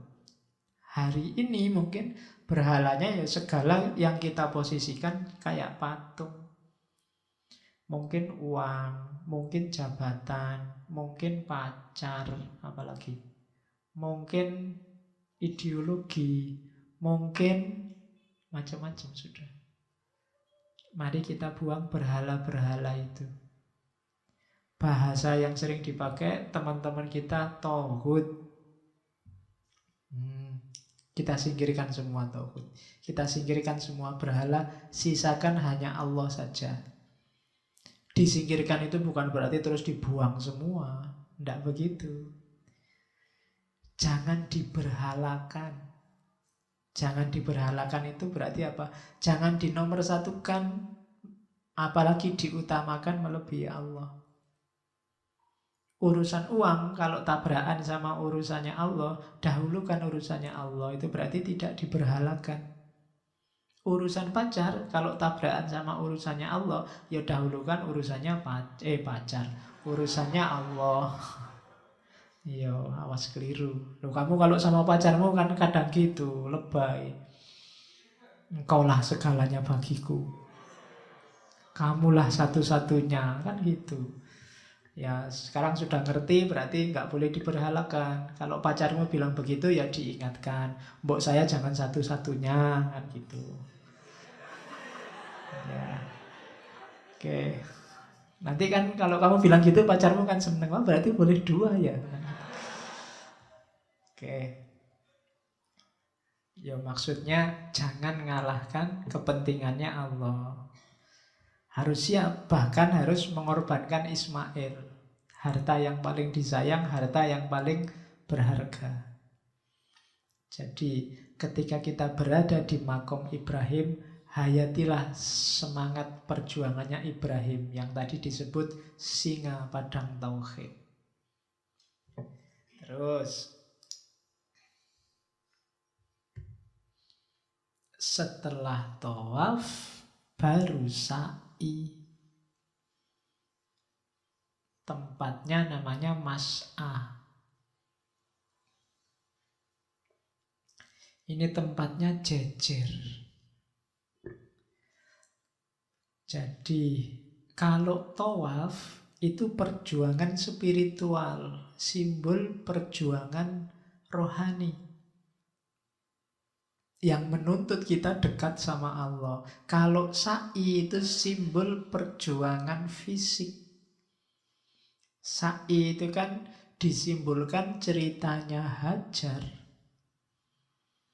yang kebingungan karena bayinya Ismail butuh air. Terus dia lari-lari dari Sofa ke Marwah bolak-balik sampai 7 kali. Dan yang dilakukan Hajar sekarang kita imitasi dalam aktivitas yang namanya sa'i. Ini simbol aktivitas fisik, aktivitas duniawi. Jadi rohani iya, akhirat iya, dunia juga iya. Setelah kita tawaf, setelah selesai urusan rohani, ya tetap kita harus ngurusi kehidupan dunia. Oke. Kita harus berusaha, kita harus bekerja. Jangan mentang-mentang, wah saya sudah dekat sama Allah ini Pak, nggak perlu kerja lagi, nggak begitu. Tetap, Pak saya sudah tentram hati saya, merasa dekat sama Allah, tidak butuh gelar lagi saya Pak, tidak butuh ijazah lagi, tidak butuh skripsi lagi, tidak butuh tesis lagi, tidak. Kalau sudah beres kamu dengan tawaf, sekarang saatnya sa'i. Sa'i itu apa? Berusaha. Pengen pinter ya belajar, pengen kaya ya bekerja. Pakai logika, pakai rasio. Jangan pengen kaya ikut MLM. Pengen kaya nipu temen, enggak. Pakai yang rasio, berusaha lari. Meskipun yang menentukan hasilnya kan tetap Allah, tapi harus ada usahanya. Jadi katanya Ali Syariati, air tidak ditemukan melalui jerih payah, tetapi melalui kasih sayangnya setelah berjerih payah. Kalau kamu sudah usaha, nanti Allah ngasih rezeki. Rezekinya tidak dari usahamu. Ketika Hajar dapat air itu bukan karena dia lari-lari, tapi dari kakinya Ismail. Jadi logikanya orang kerja itu begitu. Jadi hasilnya bukan karena usahamu, tapi karena Allah yang datang memberikan hasil. Belajarlah, paham atau tidak, pinter atau tidak, itu urusannya Allah. Bekerjalah, kaya atau tidak, itu urusannya Allah. Tugasmu cuma kerja. Hasilnya apa terserah Allah. Gak usah heran kalau ada orang jabatannya tinggi, tapi kalah kaya sama orang yang jabatannya lebih rendah. Karena urusan hasil, urusan kaya tidak kaya dalam bekerja, itu hak prerogatifnya Allah. Sama kayak Hajar. Hajar itu sudah lari-lari sampai 7 kali loh. Baru ketahuan kalau di bawah kakinya Ismail itu ada airnya. Dan Hajar gak usah mengeluh, ngerti gitu tadi mbok langsung aja dikeluarin kan. Tidak, ada usahanya dulu baru Allah datang. Kalau nggak belajar sama sekali, ya pinternya mungkin nggak datang. Allah tidak tergerak untuk memberikan kepinteran atau kekayaan. Jadi sa'ilah, sa'ah, yas'a itu kan bahasa Arab artinya memang berusaha. Jadi berjuanglah secara fisik, nanti hasilnya serahkan pada Allah. Rohaninya beres, jasmaninya beres, di sa'i, nanti Allah akan datang. Suka-suka Allah, Allah tahu yang terbaik untuk kita. Itu filosofinya sa'i. Terus, sudah ya, di Masjidil Haram sudah. Sekarang masuk ke fase haji beneran. Aktivitas haji yang pertama adalah Arafah. Arafah itu dari bahasa Arab, satu akar kata sama ma'rifat, satu akar kata sama irfan. Artinya memang pengetahuan. Wukuf di Arafah itu mungkin kalau diterjemahkan letterlek itu berdiam dalam pengetahuan. Dan itu wajib bagi orang yang melaksanakan ibadah haji. Gerakan pertama adalah menuju Arafah. Gerakan pertama manusia hidup adalah menjemput pengetahuan. Tanpa ini orang tidak akan bisa hidup baik dan benar. Oke. Dan Arafah itu pada siang hari. Katanya Ali Syariati, pengetahuan itu memang harus jelas dan jernih. Simbolnya makanya siang. Masuk ke Arafah itu kan, ritual Arafah itu kan dimulai siang hari. ketika matahari sedang terik-teriknya tanggal 9 Dzulhijjah. Jadi Arafah ini fase sain, fase pengetahuan. Jadi sifatnya objektif, maka dia harus terang benderang. Makanya ritualnya adanya di siang hari. Ada yang tanya, Pak, Arafah itu kan simbol, bukan simbolnya cinta, Pak, kan di situ Adam sama Hawa pertama kali ketemu. Katanya ahli syariat, iya, di situ tempat bertemunya Adam dan Hawa, cuma yang dilihat bukan yang-yangannya, apa yang-yangannya itu. Bukan, kan lama nggak ketemu itu diturunkan dari surga, baru ketemunya duknya itu di Arafah. Yang dilihat bukan itunya, kenapa? Kok nggak disebut mahabbah, Pak, tempatnya kok disebut Arafah? Karena disitulah ilmu pengetahuan pertama kali lahir. Manusia hidup di muka bumi ini bekalnya cuma satu, ilmu pengetahuan. Dan umurnya ilmu pengetahuan itu setua umurnya manusia. Ketika Adam yang telanjang, kan telanjang itu kan diturunkan dari surga itu, jatuh pertama kali di muka bumi, yang dilakukan pertama kali pasti menyadari dirinya. Siapa aku sekarang? Saat itulah lahir ilmu pengetahuan pertama. Kesadaran orang tentang dirinya. Nanti terus ketemu Ibu Hawa. Ketika ketemu pertama, yang terjadi apa kira-kira? Apa terus lari-lari terus ngerangkul itu ya? Ya mungkin begitu. Tapi aktivitas pertama yang muncul pasti apa? Saling memahami. Dia siapa, aku siapa sekarang. Bedanya apa aku sama dia? Itu pasti pertama kali itu. Di situ lahir ilmu pengetahuan. Ya paling enggak, lo aku cowok, yang itu cewek. Kalau cewek cirinya begitu, cowok begini, nanti teori-teori macam-macam itu tentang gimana berkeluarga, gimana kemudian bisa punya anak, gimana membesarkan anak, macam-macam itu kan dari situ. Kuncinya kan cuma satu, pengetahuan. Makanya bukitnya namanya Bukit Arafah. Jadi bukitnya ilmu pengetahuan. Oke. Jadi eksistensi manusia itu sama tuanya dengan eksistensi pengetahuan, dan sejarah manusia dimulai dengan sejarah pengetahuan. Disitulah Bukit Arafah. Maka pelajaran nanti yang kita ambil waktu ada di Arafah adalah pelajaran pengetahuan. Berkualitas atau tidak hidup kita nanti setelah haji, sebenarnya juga sebelum haji, adalah sejauh mana kualitas pengetahuan kita. Maka orang yang sudah naik haji harusnya pulang haji semakin semangat menambah wawasan keilmuannya. Jangan ada yang sudah naik haji terus merasa sudah selesai rukun Islamnya, sudah beres berarti Islamnya, sudah tuntas. Enggak. Ya, jadi justru dari situ ceritanya dimulai. Kan sudah disimulasi waktu haji. Jadi yang pertama harus pengetahuan.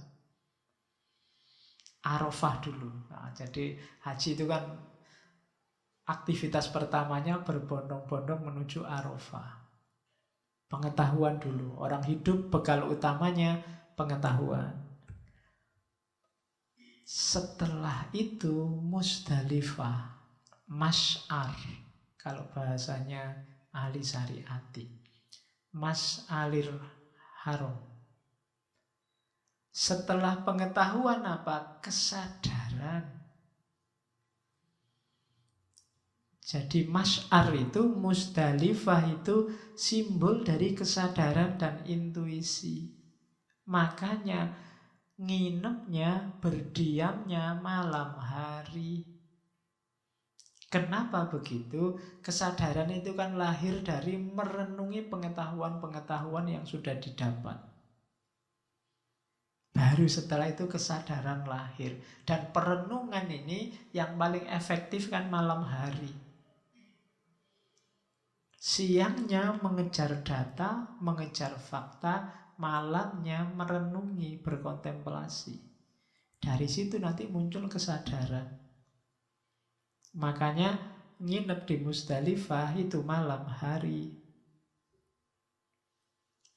Biar apa? Biar lebih mantap kesadarannya. Jadi setelah dapat pengetahuan, baru memasuki fase kesadaran. Jangan dibalik, katanya Ali Syariati. Prosesnya harus tahu dulu.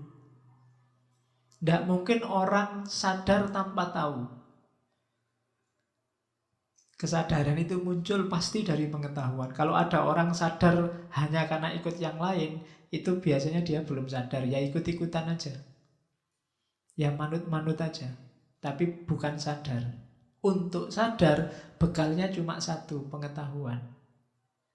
Kamu tidak mungkin ngerti gimana jadi muslim yang baik, sadar muslim yang baik itu seperti apa kalau tidak punya pengetahuan tentang keislaman yang baik.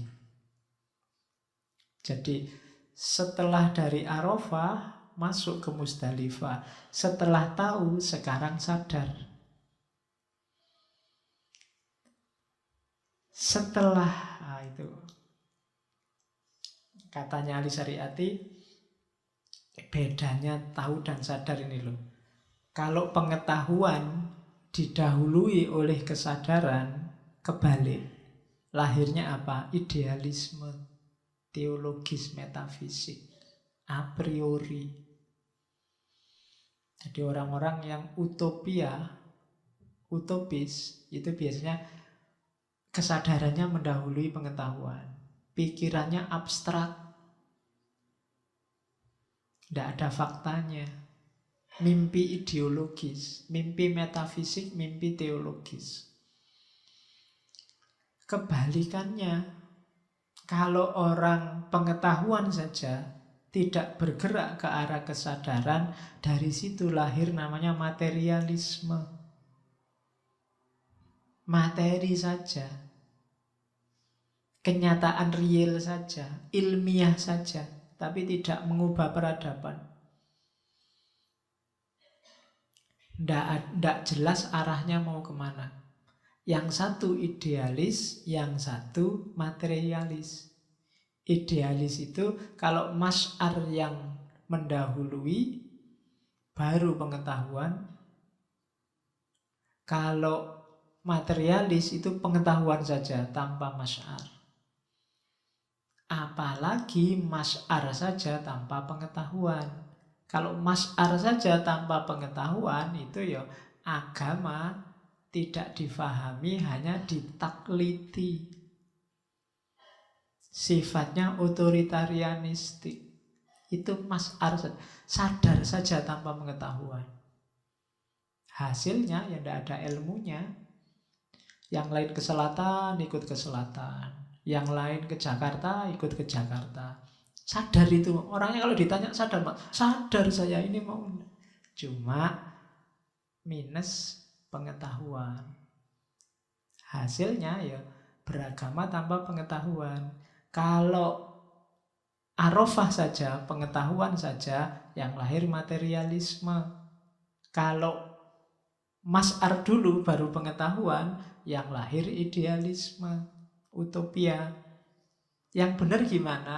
Arafah dulu baru masyar, pengetahuan dulu baru kesadaran. Jadi ini rentetannya haji tidak boleh dibalik, tidak boleh ke Musdalifah dulu baru ke Arafah. Memang Allah sudah mengatur begitu biar kita ngerti bahwa pengetahuan dulu. Maka nyari ilmu itu kuncinya. Manusia tidak akan berkembang kalau ilmunya tidak tambah. Hidupmu tidak akan berubah kalau wawasanmu nggak tambah. Kalau nggak percaya potong kuku saya.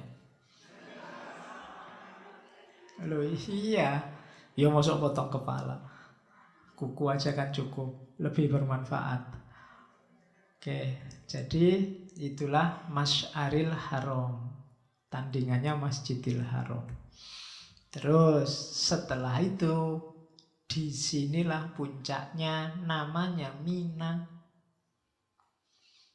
Mina itu simbol cinta. Tahap paling ideal, simbol syahadah. Di Mina ini orang yang haji nginepnya paling lama. Jadi dalam Mina itu Muna, kata dasar artinya harapan, cita-cita, idealisme, cinta. Disinilah fase terakhir. Pengetahuan dan kesadaran tadi muaranya adalah cinta. Tahu untuk apa sih Pak? Sadar untuk apa sih Pak? Tahu dan sadar untuk mencapai makom cinta kepada Allah. Jadi tidak hanya terpaksa menyembah Allah, tidak hanya terpaksa menjalani sholat, melakukan haji.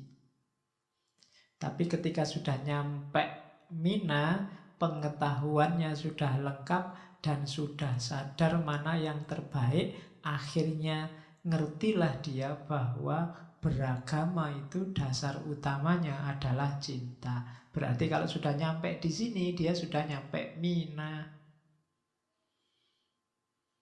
Bekal cinta inilah yang nanti harus dipakai untuk bertanding dalam kehidupan nyata. Hanya saja, untuk bisa dari pengetahuan, kesadaran mewujudkan cinta di Mina, katanya Ali Syariati, ternyata manusia tidak cuma ketemu Allah, tapi juga ketemu setan, ketemu alangan, ketemu godaan. Yang orang disuruh milih Allah apa milih setan. Nah itulah gelanggang hidup itu begitu. Kamu ilmunya sudah dalam, juga sudah sadar, begitu mau diaplikasikan, taklukkan dulu godaan-godaan. Itulah Mina. Maka di Mina tidak cuma wukuf, tapi di sana ada aktivitas melempari setan.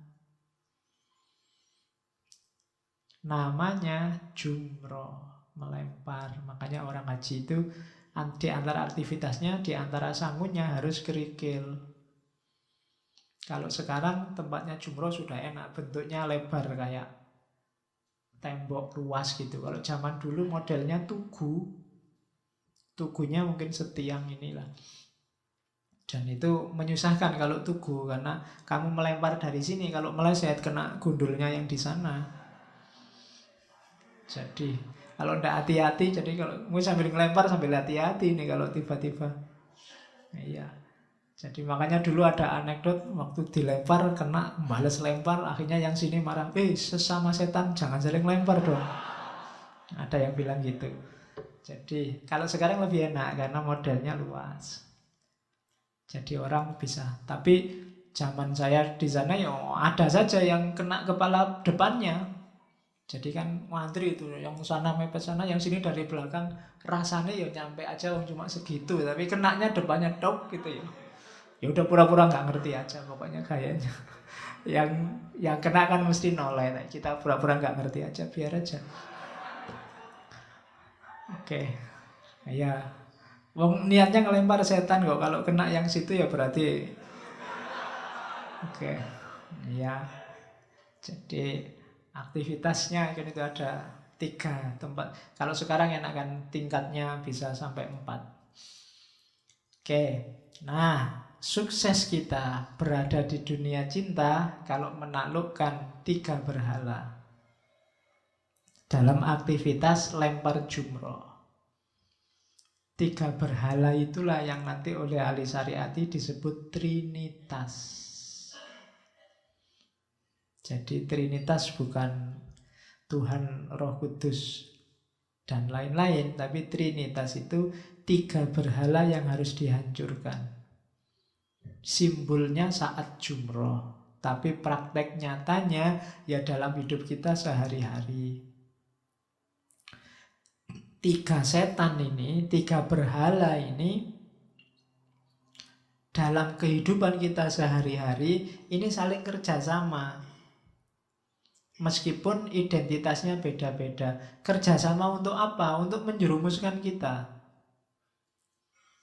Terus goda, kita sadar apa tidak sadar. Berhala pertama, itu kan jumroh ula.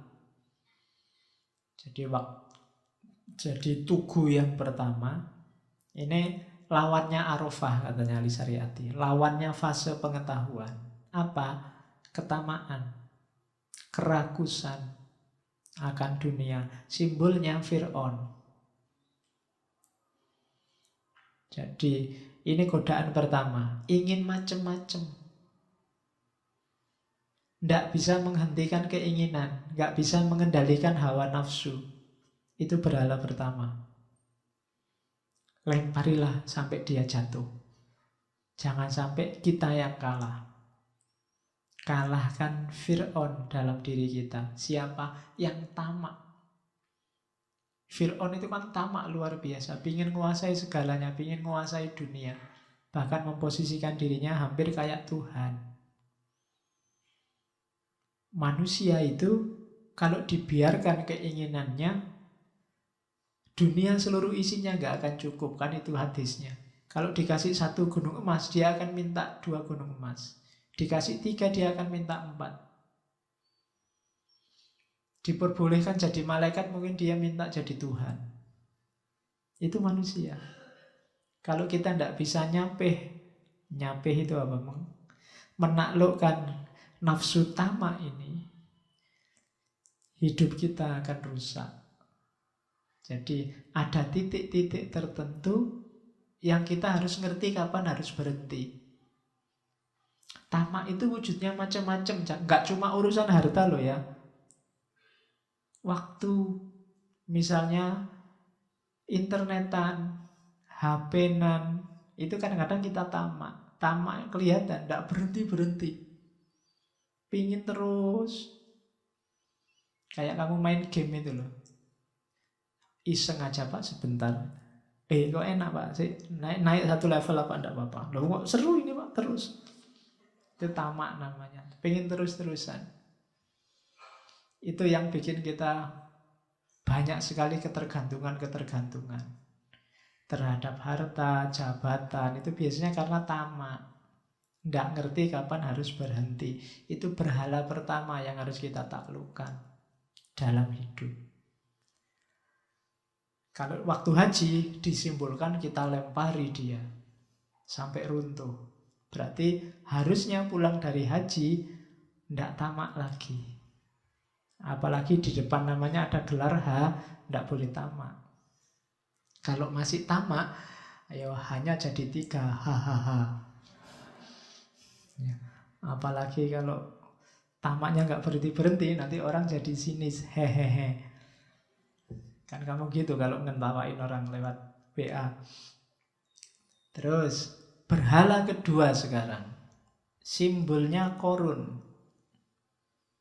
Lawannya masyar. Lawannya intuisi. Lawannya kesadaran. Apa? Mementingkan diri sendiri. Orang yang tahu kemudian sadar, itu biasanya digoda oleh egoisme. Aku ini yang benar. Aku loh yang pinter, yang ngerti sendiri dan sekarang sadar. Mementingkan dirinya sendiri. Simbolnya korun. Korun itu awalnya miskin. Ketika miskin dia baik, soleh. Begitu kaya, egois sudah. Orang lain sudah dianggap ala paling iri sama hartaku, paling pingin kayak aku. Itu egois, mementingkan dirinya sendiri. Ini penyakitnya masyar. Penyakitnya orang yang sudah sadar. Orang pinter, intelektual, cendekiawan itu banyak kena penyakit, kena berhala kedua. Mementingkan dirinya sendiri. Harus ditaklukkan. Berhala yang ketiga adalah musuhnya makom mina, musuhnya tahap mina. Apa? Pamrih. Tidak ikhlas.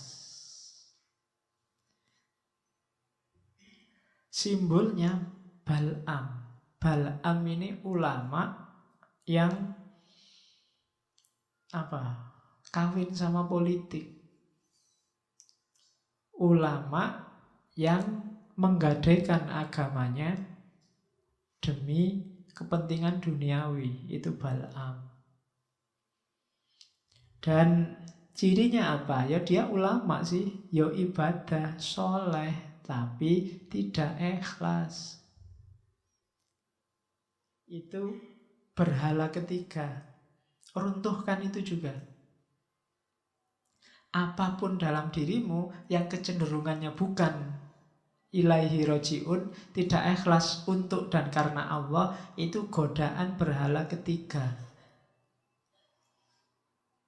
Simbolnya Bal'am.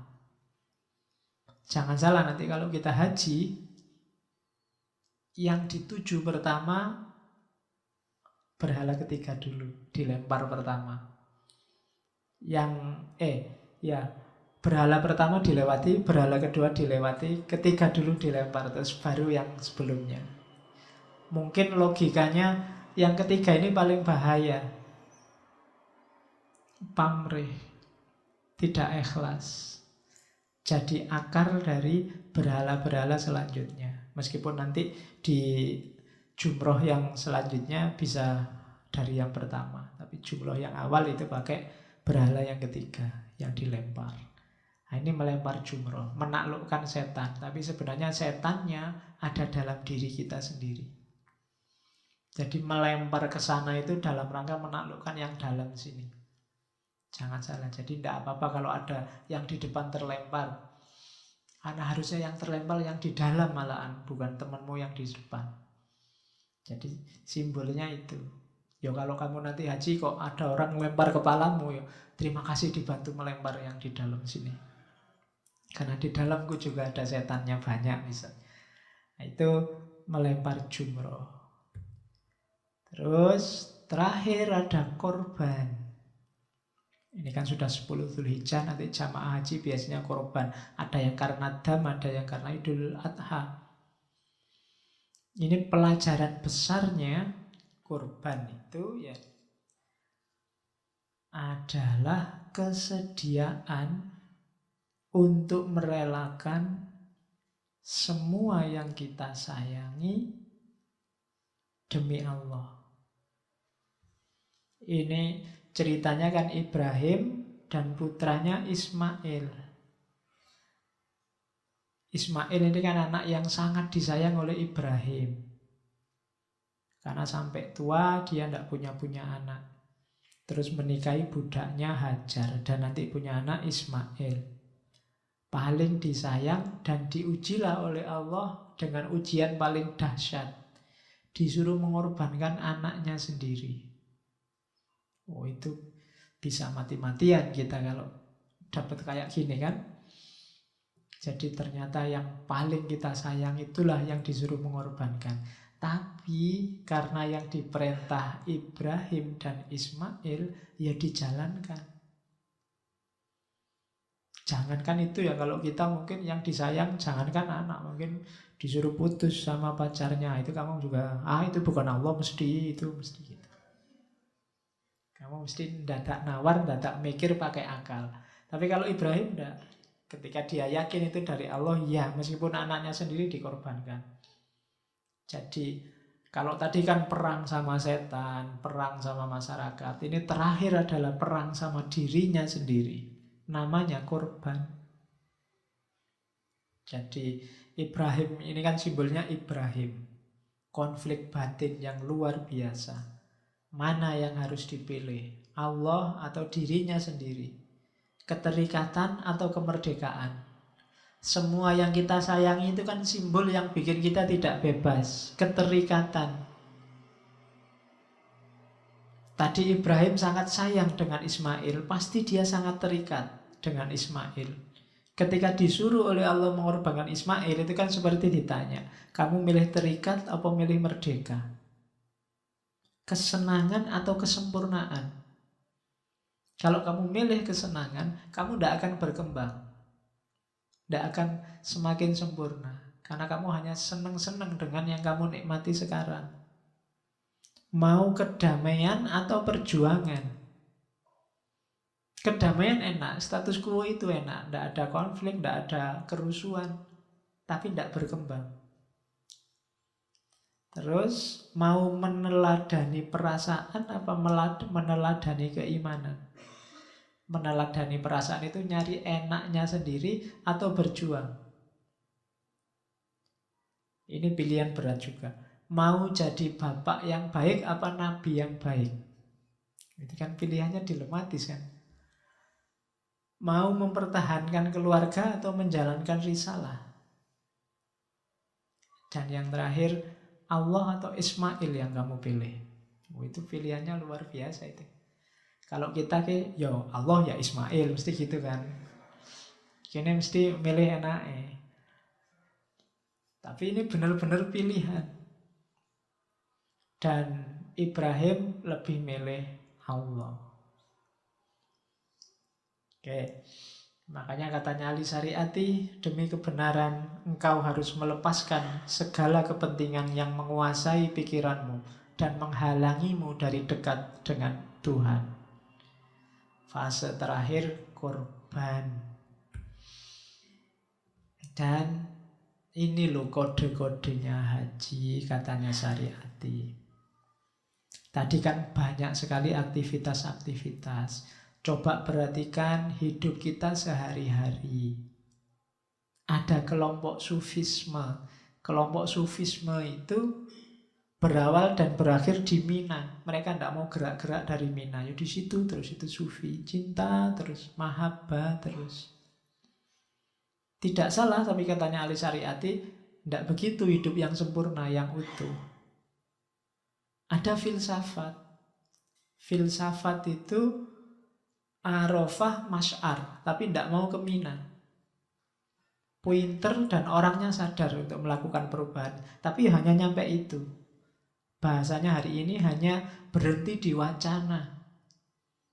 Itu biasanya cirinya filsafat. Mungkin termasuk ngaji filsafat.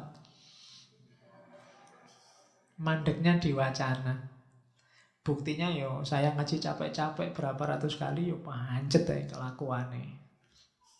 Contohnya begitu. Jadi Arafah Masy'ar, tapi nggak nyampe Mina.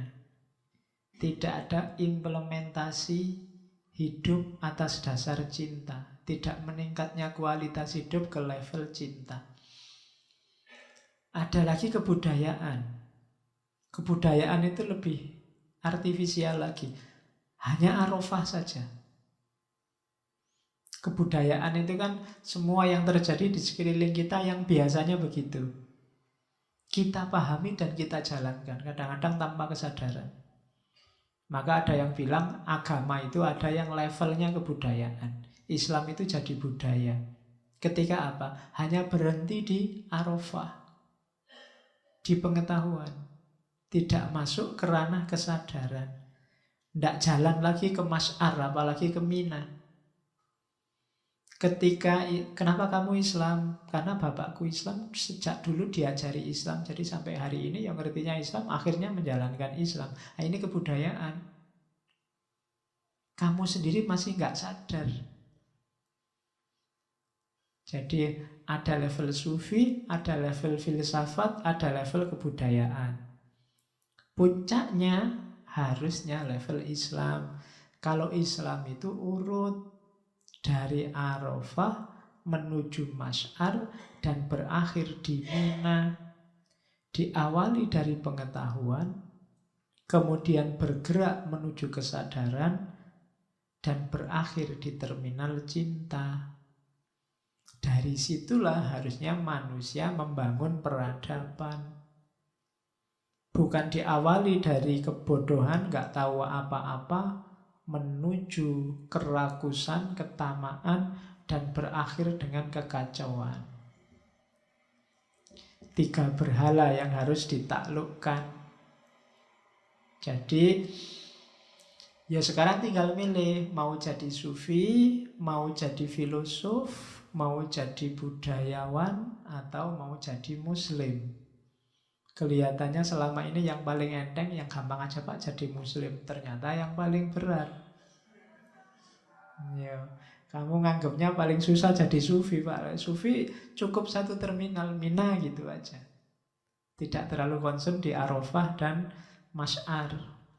Filosof, wah filosof Pak keren. Filosof, Arafah dan Masy'ar, tapi nggak nyampe Mina. Kebudayaan apalagi cuma Arafah saja. Begitu muslim, ya harusnya diawali dari Arafah menuju Masy'ar, berakhir di Mina. Kalau belum seperti ini berarti belum muslim. Itu versinya Ali Syariati. Terus terakhir, di buku haji itu nanti ditutup dengan syairnya Nasir Khusro. Bukan dari Ali Syariati, cuma Ali Syariati ngutip.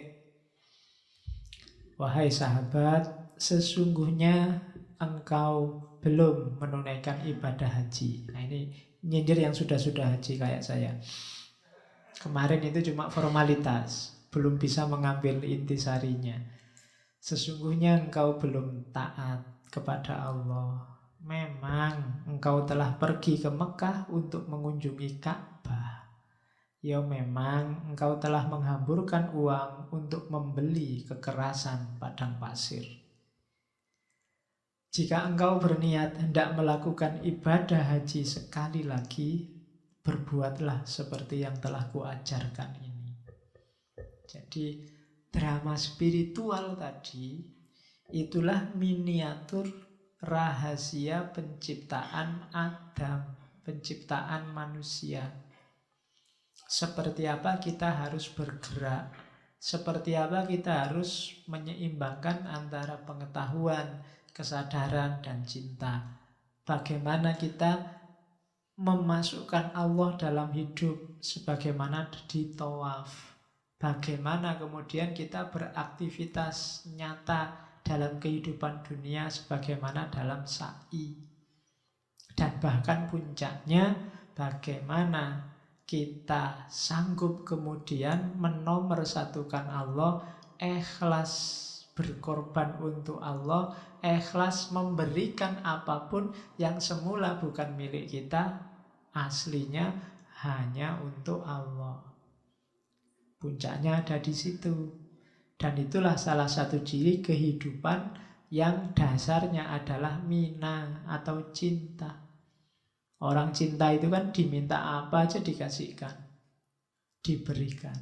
Nah itu kalau kita benar-benar cinta sama Allah, begitu ditawari Allah apa Ismail, jawabannya mesti tegas, Allah. Nah itulah pelajaran besar dari haji. Ya besok kalau ada teman-teman mau berangkat haji, bacalah bukunya Ali Syariati. Biar hajinya nggak sekedar gelar H di depan, tapi juga ada kandungannya, rodo mantep. Itu dulu yang, kan ada cerita gelar haji di Indonesia itu banyak dimanfaatkan oleh Belanda untuk jaga-jaga. Karena orang habis naik haji dulu itu dianggap membahayakan. Kesadaran beragamanya dianggap meningkat dan itu membahayakan penjajah. Maka dulu oleh Belanda dikumpulkan, terus memang sengaja dikasih label haji biar gampang identifikasinya. Pangeran Diponegoro, Imam Bonjol, dan kamu itu kan termasuk Hasyim Asy'ari, Ahmad Dahlan, itu kan mulai agresif kan setelah pulang dari Mekah. Itu yang bikin orang-orang Belanda khawatir. Terus semua yang dari Mekah kan terus dikarantina di satu pulau khusus, nanti diidentifikasi, didata, pulang dari sana ada gelarnya H. Itu ceritanya begitu dulu. Cuma tadi saya bilang tidak usah bahas gelar.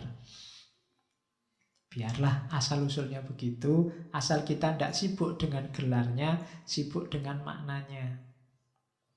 Bayangkan jutaan orang yang berkumpul setiap tahun di Mekah untuk ibadah haji, termasuk yang umroh, kalau mereka bisa mengambil makna dari teater spiritual ini dan bisa menjalankannya dalam kehidupan, ya, Islam akan kuat sebagaimana visi ideologisnya Ali Syariati.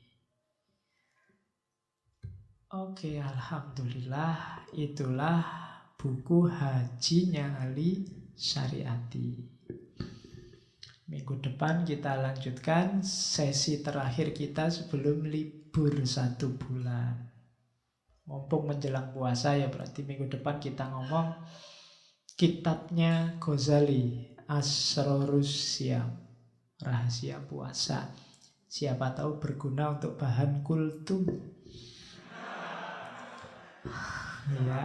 Ya lah, lumayan tuh. 1 slide 7 menit kan lumayan. Oke, saya akhiri sekian. Kurang lebihnya mohon maaf. Wallahul muwafiq, wallahu a'lam bishawab.